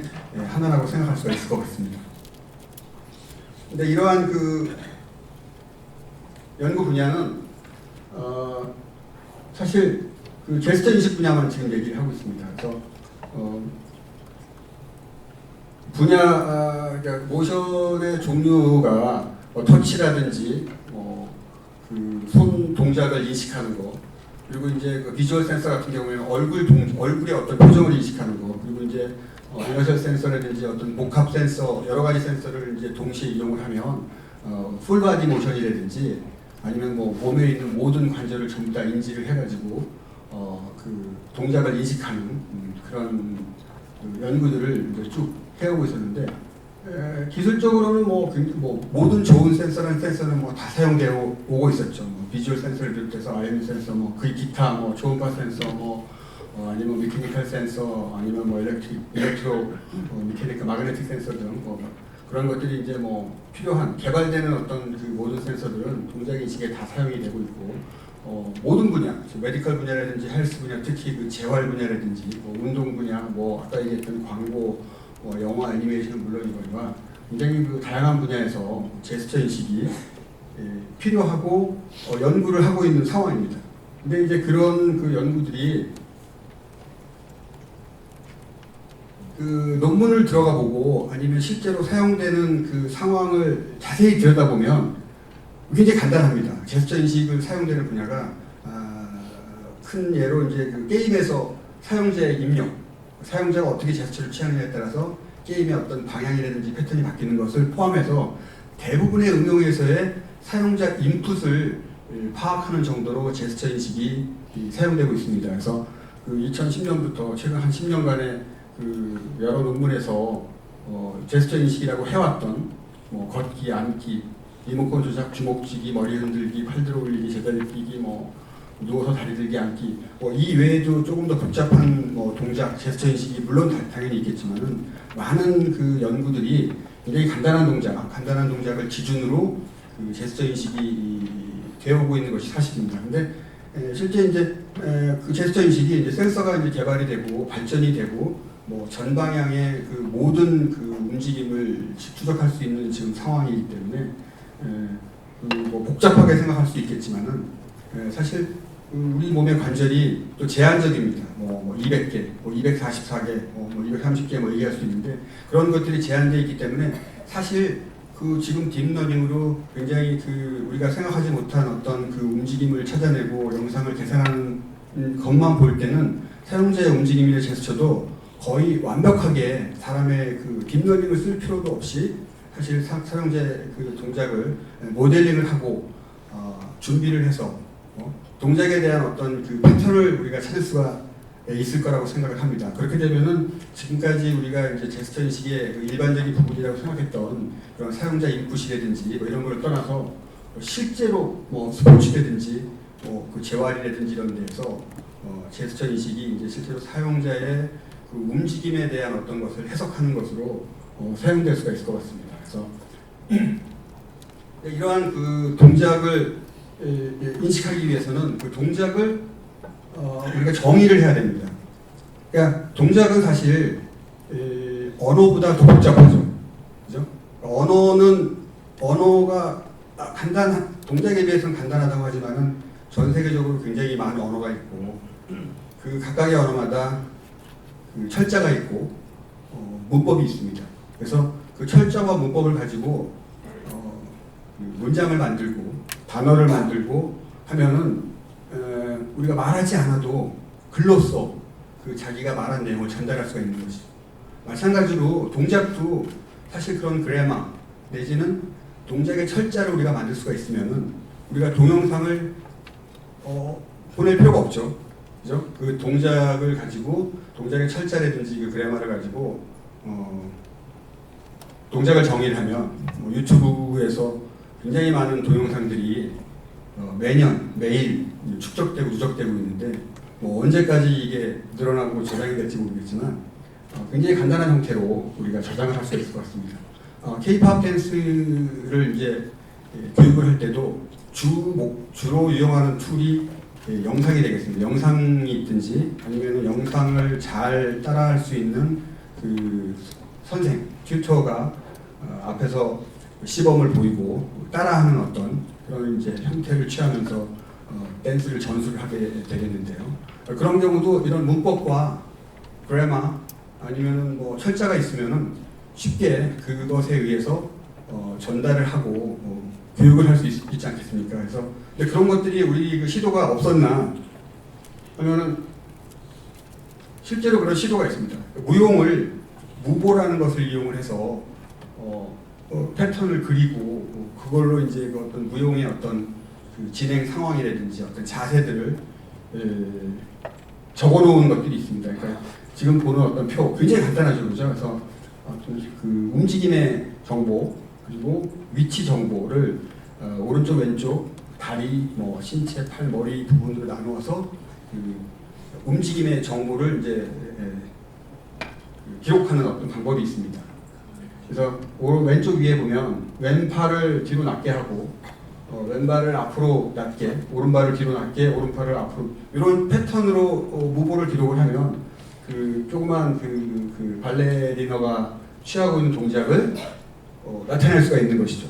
그럼 이렇게 좋은 게 있으면 이대로 지금 쓰면 되지 않을까 하겠는데 간단한 동작이면 그 밑에가 이제 샘플이 되겠습니다. 그래서 이런 그 상체, 팔다리, 손, 머리 형태대로 그림을 그려놓고 거기에 맞춰서 움직임을 상상할 수가 있는 거죠. 그래서 오른쪽에 있는 얘가 그 머리 위에서 본 팔의 동작입니다. 팔을 45도, 뭐 90도, 뭐 135도, 뭐 270도, 180도까지 있죠, 그죠? 그리고 돌리는 그 패턴을 위치에 따라서 위로 올리고 오른쪽 위로 올리고 오른쪽 90도 방향 그리고 위로 올리고 아래로 내리고 위로 올리고 올려서 내리고 이런 식으로 패턴으로 정의를 해서 무용의 어떤 움직임을 정의할 수가 있었다고 합니다.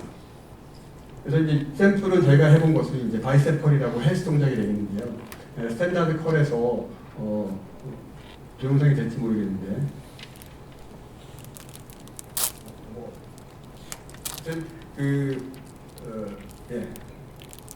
이런 간단한 스탠다드 동작이 되겠죠. 시작 자세에서 이런 준비 자세 그리고 진행할 때 팔을 위로 올리는데 6도라는 게 약 30초 정도를 의미하는 것 같더라고요. 그래서 1초간. 그래서 정지했다가 다시 원위치로 돌아옵니다. 이러한 그 바이세컬 동작을 이 무보를 통해서 적을 수가 있습니다. 여기서 뭐가 문제가 되냐면 이 바이세컬 동작에 정확한 동작에 좀 오동작이 있을 수가 있습니다. 근데 오동작 역시 이 무보를 이용을 해서 그림을 그려줄 수가 있습니다. 옆으로 되는 이 팔꿈치의 움직임, 이 약간 틀리죠. 그런 움직임을 오동작을 적어서 그림을 그릴 수가 있습니다. 이런 문법을 이용을 해서 그러면 우리 K-pop 댄스를 만들 수 있지 않겠느냐 하겠지만은 문제점을 좀 얘기해드리겠습니다. 요거는 이제 그 와이드 바이세컬, 약간 그 팔이 오른쪽으로 벌어진 상태에서 위아래로 움직이는 저기가 되겠습니다. 그래서 바른 자세가 되겠고요. 좀 오동작이죠. 오동작을 역시 마찬가지로 무보를 이용을 해서 그림을 그려봤습니다. 그래서 그 라바노테이션을 가지고 이제 문법을 한번 만들어 보려고 했습니다. 그럼 기존의 라바노테이션이 무용하는 그 사람들에서 대학의 교과 과정으로 이용할 정도로 굉장히 그 광범위하게, 뭐 100% 이용하는 건 아니지만 광범위하게 사용되고 있는 것이기 때문에 그렇다면 이러한 패턴을 이용해서 이러한 그 표기법을 이용을 해서 우리가 움직임을 정의를 하면 실제로 비디오를 통해서 움직임을 보내지 않고 이 무보를 통해서 움직임을 정의할 수 있지 않겠냐 생각을 했지만 이러한 것들이 그 정지 영상 내지는 포즈를 기반으로 해서 만드는 것이기 때문에 움직임에 대한 정보가 조금 부족합니다. 움직임이라는 것은 뭐 예를 들어서 1도, 2도, 3도, 1.5도 뭐 소수점이야 몇 자리까지 잘라서 움직임의 회전이라는 것들을 표현해야지 그 움직임이 정확하게 나타낼 수 있는 경우도 있을 것입니다. 그래서 그런 경우는 사실 이 무보로서 표기하기가 굉장히 어려운 부분이 있는 것이죠. 자, 그렇다면 이런 동작을 문법을 만들고 철자를 만들어서 동영상 대신으로 쓰려면은 이와 같이 연속적인 동작을 표현을 할 수가 있어야 됩니다. 연속적인 이건 이제 다른 어떤 크로스 바이세컬이고요.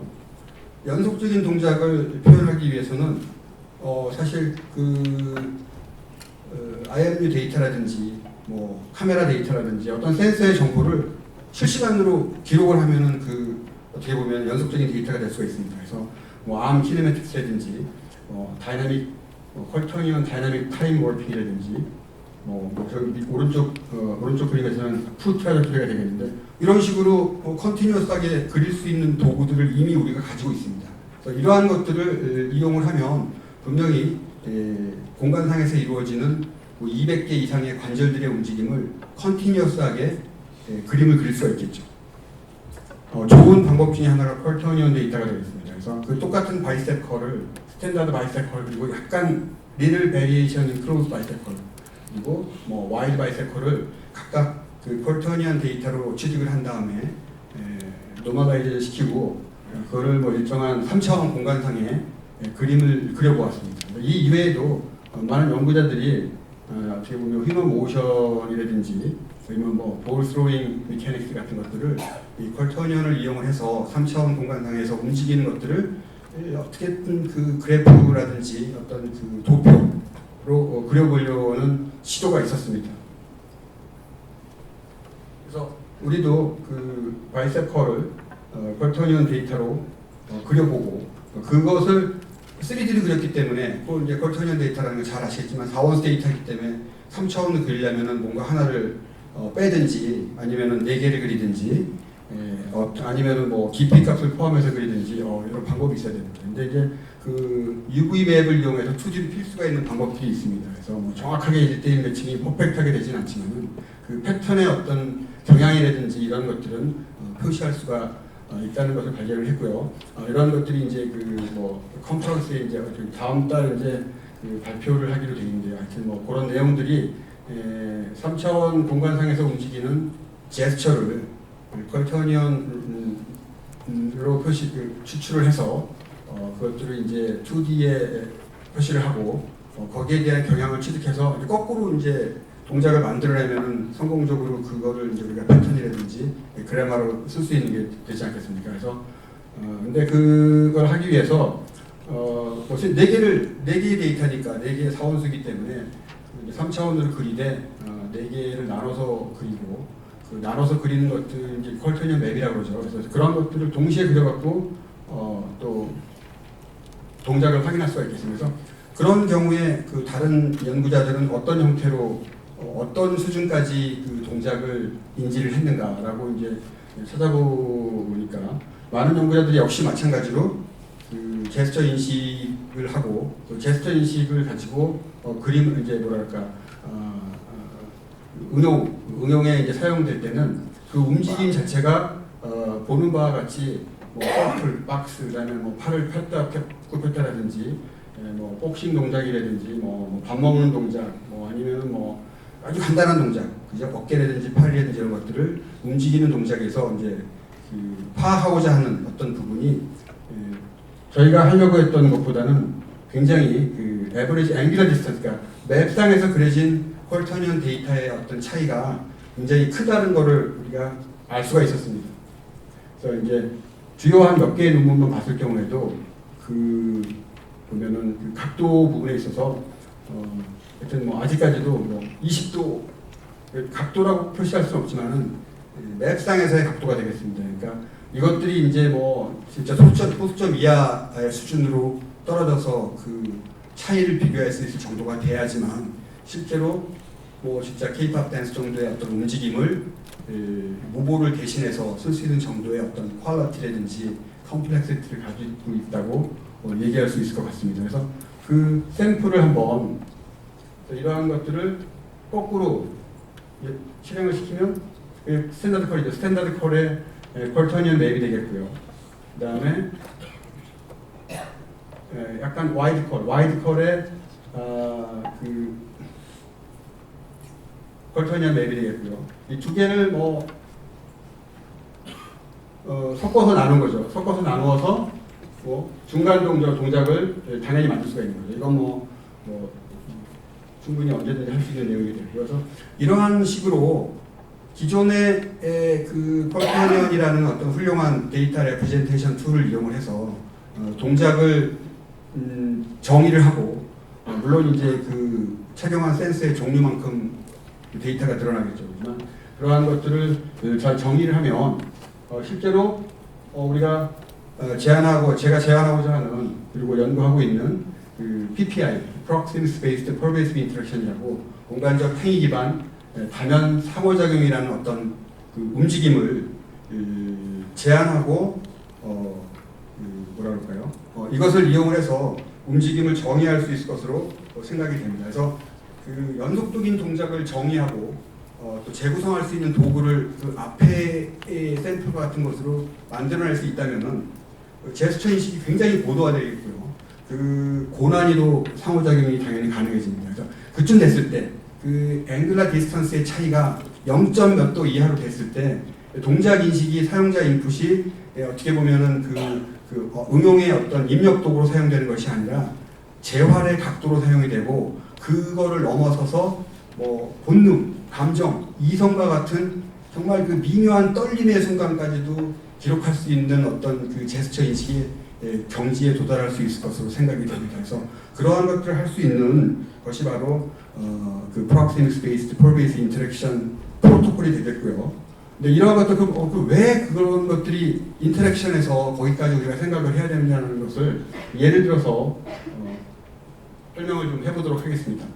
보통의 그 두 가지 인터랙션 환경을 생각해 볼 수가 있는데요.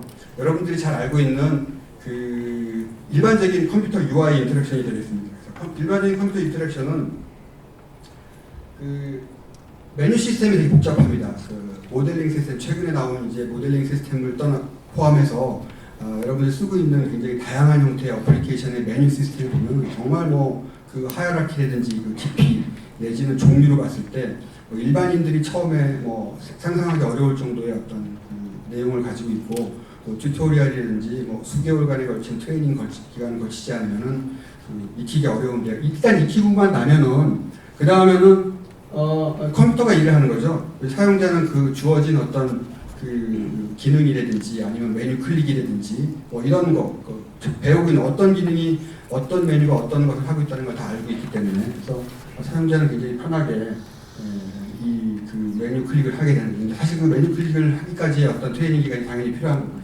이러한 컴퓨터 일하면서 UI를 만들어내는 환경에 비해서 이제 모션 캡처 같은 경우는 사실 사용자가 UI를 만들어내는 거죠. 얼마나 복잡한 제스처를 만들어내려면 그 얼마나 복잡한 움직임을 그 모션 캡처, 모캡을 하는 사용자가 그 실제로 그러한 동작을 만들어내야 되는 거죠. 물론 이제 딥러닝을 이용해서 비슷한 동작 여러 개를 섞어가지고 그 원하는 동작을 만들어낼 수도 있지만은 정말 하이 퀄리티의 초고화질의 움직임은 이 섞어서 만들 수가 없습니다. 그죠?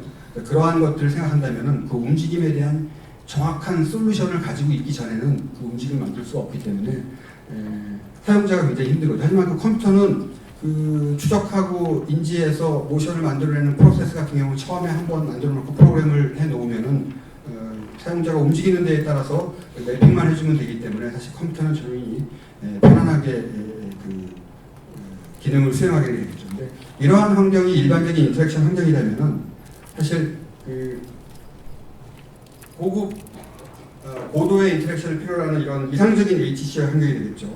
그러니까 복잡하지만 굉장히 창의적인 동작 그리고 이러한 동작은 그 수준에 따라서 그리고 필요에 따라서 굉장히 다르게 만들 수 있어야 됩니다. 그러니까 컴퓨터는 주어진 어떤 프로세스에 의해서 그 동작을 인지하는 것이 아니라 그 상황에 맞춰가지고 난이도에 따라서 확장이 가능한 그 추적 인식 프로세스를 가지고 있어야 되겠죠. 기존의 그 제스처를 인지를 할 때는 주어진 셋이 있습니다. 그 셋을 비교를 해서 SVM을 쓰든지 뭐 뉴럴 넷을 쓰든지 어떤 걸 써서 비교를 해서 얼마나 정확하냐 99.9%다 그럼 이것은 내가 준비한 어떤 제스처에 맞는 것이다라고 판단하는 이런 것과는 용이하지 않고 사용자가 만들어내는 그 다양한 움직임을 무한한 가능성을 가지고 연결시켜 줄 수 있는 그러한 그 제스처 인식, 그러한 새로운 약속이 필요하게 되는 거죠. 그래서 이러한 새로운 약속이 proximity based pervasive interaction 즉 공간적 행위 기반 다면 상호작용이라고 하는 프로토콜이라고 정의를 하고요.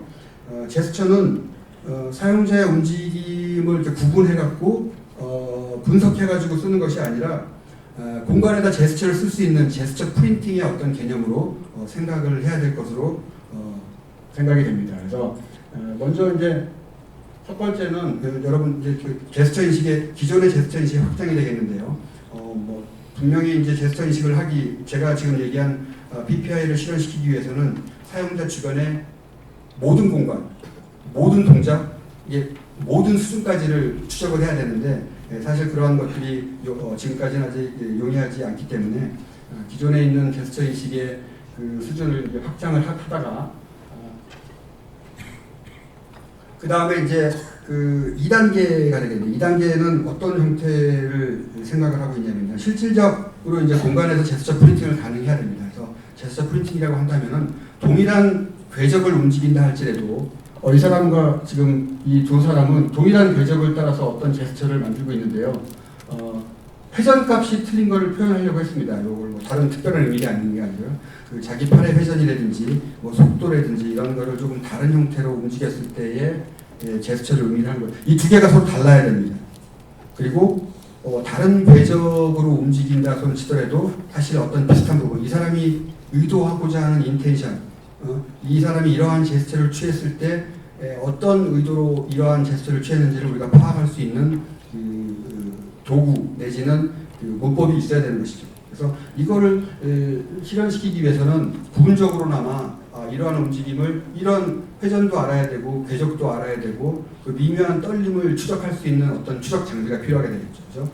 지금 현재로서는 사실 일반적으로 그 스캐너라든지 카메라 혹은 기타 여러 가지 센서를 가지고 모호한 형태, 카메라 영상으로 봤을 때는 동일한 형태의 어떤 그 제스처를 인식을 할 수 있지만은 아직까지 완벽하게 그런 제스처를 취득할 수 있는 것은 아닌 상황이라고 생각을 합니다. 하지만 지금 이렇게 눈부시게 발전하고 있는 그 센서 기술을 바라볼 때 몇 년 이내에 충분히 이러한 그 전방위의 그 모든 그 동작을 센싱할 수 있는 그런 기술들이 어베일러블 하리라고 생각이 됩니다. 그래서 그러한 것들이 이제 가능해지면 사실 그 전역 스캐닝이라고 그러죠. 그러면 공간에 제스처를 누적을 할 수가 있고요. 는 프로토콜을 정의할 수가 있게 되겠습니다. 그래서 그 동작을 분류하고 의도를 파악하는 어떤 이런 그 API가 되겠죠. 그 API를 통해서 이제 그 제스처를 공간에다 이렇게 쓸 수 있게 되면 이제 제스처가 그 사용자의 어떤 움직임에서 분류해서 만드는 것이 아니라 제스처를 이제 공간에 쓴다는 어떤 개념이 되겠죠. 그러면 사실 어떤 게 가능해지냐면은 절대 음감이라고 표시하는 것과 같은 맥락으로 절대 공간감을 표현할 수가 있게 되겠습니다. 그러면 그 공간감에 의해 가지고 아주 고도의 그 인터랙션이 가능해질 것으로 생각이 됩니다. 그래서 그것을 이제 그 마지막으로 예를 하나 들면서 이러한 어떤 그 제스처 프린팅, 즉 다시 말해서 그 공간적 행위 기반 다면 상호작용의 그 미래 내지는 어떤 가능성에 대해 설명을 하고 마치도록 하겠습니다. 지휘 동작을 가지고 인터랙션, PPI 인터랙션을 정의를 한다고 하면 주어진 악보가 굉장히 여러 가지 동작의 지휘를 통해 다양한 악보로 나타날 수가 있죠. 동일한 악보를 하더라도 유치원생, 중학생, 고등학생 아니면은 예술하는 그 학생 그리고 거장, 마스터 거장들이 이제 그 지휘하는 것과 다른 분명히 똑같은 악보이지만 다른 형태로 그 지휘가 이루어지지 않겠습니까? 그래서 보면 그림에서 보는 것과 같이 거장의 움직임은 물론 이제 복잡할 수도 있겠지만은 그 움직임 하나하나에 그 미묘한 차이가 이 초보자와 아니면 중급자 그리고 이 거장과의 차이를 달리할 수 있지 않겠습니까? 그래서 이 PPI 프로토콜로 전문가에서만 실현될 이런 움직임 이게 뭐 맞는지 틀린지는 모르겠지만 이런 움직임을 사실 그 이 인터랙션 PPI를 통해서 저장할 수 있고 재현이 가능하고 한 그 지휘 인터랙션 콘텐츠로 정의할 수 있을 것 같습니다. 무용은 물론이거니와 K-pop 댄스 또 나아가서 이제 우리 주변에서 흔히 할 수 있는 그 PT 체조, PT 있죠. PT, 필라테스부터 시작해서 요가 모든 동작들이 그 어떤 그 지도자의 어떤 그 움직임을 따라서 하는데 잘 안, 뭐 골프 동작도 있을 수 있고 뭐 스포츠 동작도 있을 수 있고요. 그러한 동작들을 사실 유튜브를 보면서 동영상을 보면서 밤낮을 따라하지만 그러지 말고 이 PPI 인터랙션에 의해서 자기 동작에 자기가 센서를 착용을 하고 움직임을 분석을 한 다음에 자기의 움직임이 어디가 잘못됐는지 이런 것들을 쉽게 파악할 수 있으면은 이런 그 거장의 움직임 내지는 그 목표로 하는 움직임을 따라갈 수 있을 것으로 생각이 됩니다. 그래서 저희 연구실에서 하고 있는 내용은 이러한 그 프로토콜을 뭐 정의를 하고 진행을 하고 있지만 아직까지 이제 그 퍼블릭에 오픈할 정도의 어떤 수준의 내용이 아니기 때문에 여러분에게 이렇게 그 아이디어를 제시를 하고 서트 프로보킹 할 수 있는 어떤 톡을 준비했습니다. 그런데 가까운 시일 내에 뭐 학술 대회라든지 논문을 통해서 발표가 되면 관심 있게 찾아봐 주시고 격려를 해주시면 혹은 또 이렇게 같이 또 연구를 할 수 있는 기회가 있으면 좋을 것으로 생각을 합니다. 이것으로 발표를 마치도록 하겠습니다.